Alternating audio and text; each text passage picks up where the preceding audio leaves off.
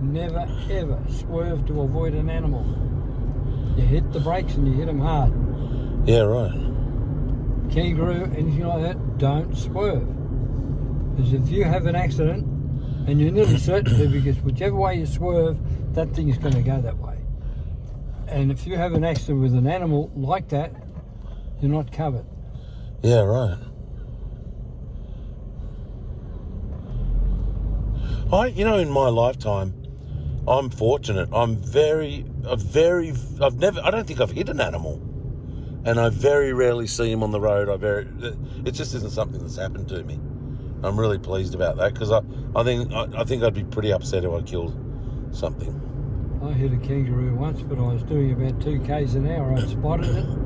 I slowed right down. I knew he was going to muck around, and I got rammed from behind in Canberra, by the director of the Road Safety Council.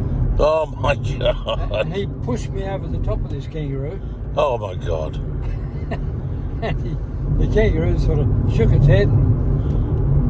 It got up after you went gadunk over it. Yeah. Oh, I'd only just gone over the top of it. But he got out, he scrambled out, and he was gone. The kangaroo? Yeah. Yeah, right. And what happened with the bloke? He tried to blame you for everything? No, he tried to get out of it. He said, I saw you swerve. I said, no, you didn't. Really? What a prick. I said, you saw me brake. And was he drunk off his ass? No. But the copper who came there said to this bloke, when this bloke said, I saw him swerve. And the copper looked down and saw the skids. The skids, one straight line. And his copper said, we'd have to be blind.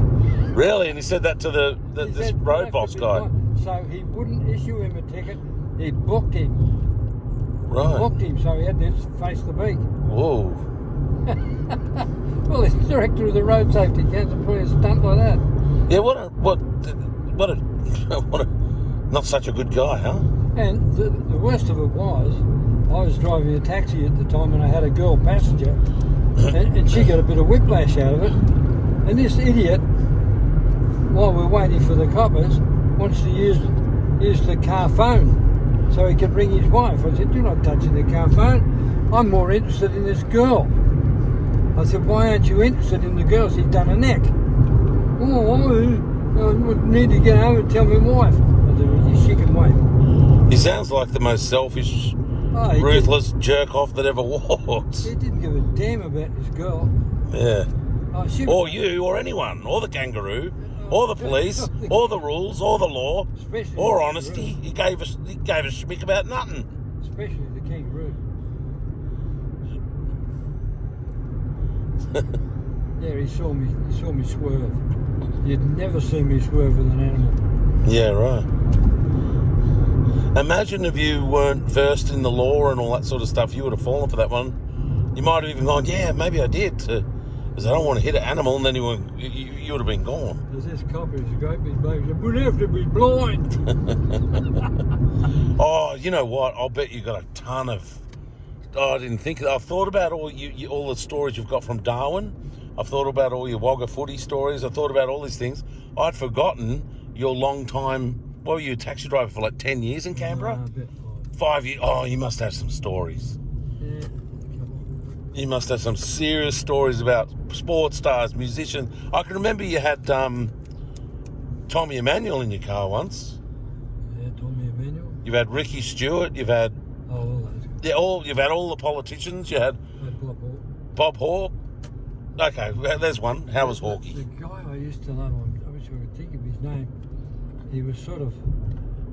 I don't think he represented anybody. I don't think he was a member of the House of Reps, but he was something like a whip or something like that.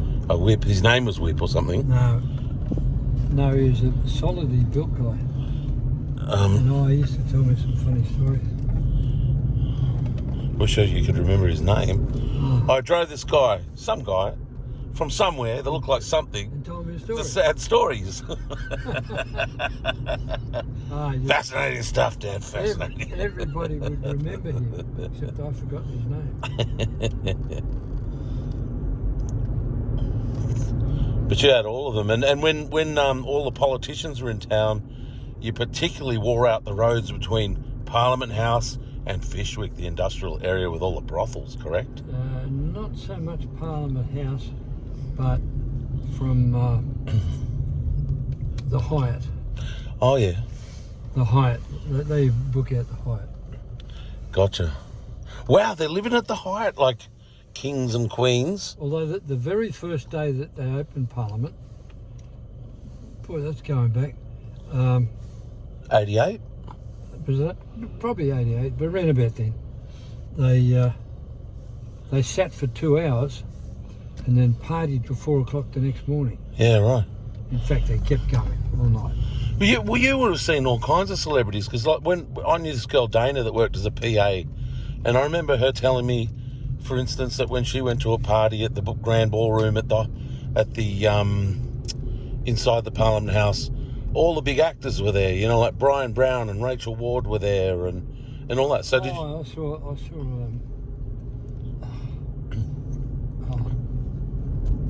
She did a movie with crocodiles. So she lost a part of her Return to Eden. What was the name? Rebecca, not Rebecca Gibney, Belinda Giblin was her name. And I had her in the car a couple of times. Belinda Giblin. I don't remember that name, but I remember. Oh, Rebecca Gilling. And Rebecca Gilling. I had Rebecca Gilling. She was from East of Eden, wasn't she? And James Rain. That's right, Rebecca. Isn't that the one where he pushed her in the croc's mouth because he didn't want to be married to her anymore or something? And she survived. Yeah. He was a real cad in that, James Rain. I remember that one. Yeah. And he played a cad very, very well. What was that? Rebecca Gilling. Yeah. So, wow. But I had Belinda Giblin too. Yeah, right. But you had truckloads of different... Oh, look at that beautiful HK Holden Ute. And that guy from Division 4, I can't remember his name either. In the taxi? Yeah. Didn't you run into him once down at the Canbar shops as well? Yeah, and he remembered me. Oh, he remembered you, really? Yeah. That must have been something. Gave me autographs for all the kids. Really? Yeah. And he had some real doll in the car with him. I don't know who she was. Division 4, for people in Australia, was a big cop show because, you know, in the 50s, is that right, or 60s? 60.